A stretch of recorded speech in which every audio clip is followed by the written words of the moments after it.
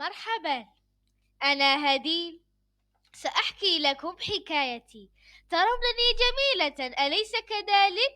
لكنني في الماضي كنت أعاني من السمنة المفرطة. تابعوني حتى النهاية.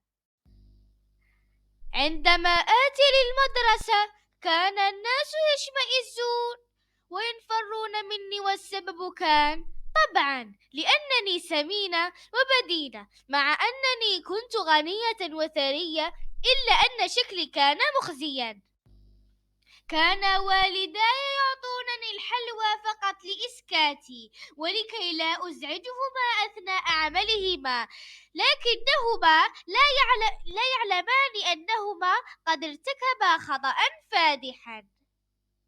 حتى في الكافيتيريا لم أسلم من معاملة الطلاب لي، حتى أنني لاحظت أن مدير الكافيتيريا يرمقني بنظرات طيبة.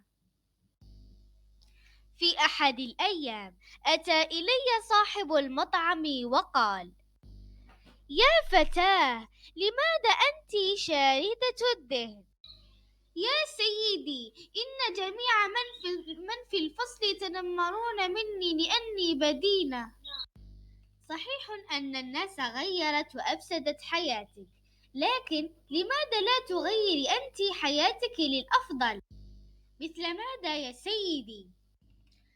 ممارسة رياضات مختلفة مثل كرة القدم أو الجري أو أي شيء. فكرت في الأمر وعزمت على أن أمارس الرياضة كل يوم. بدأت بممارسة الرياضة حتى أصبحت رشيقة جميلة جذابة. وهنا تنتهي قصتي. العبرة ألا تجعلوا الناس تؤثر في حياتكم. وفي الختام أرجو الاشتراك في القناة وتفعيل زر الجرس ليصلكم كل جديد. وإن كان لديكم أي قصص تريدون نشرها فاكتبوها لي في التعليقات أو في المنتدى. إلى اللقاء في قصة جديدة ومنوعات جديدة، ومع السلامة.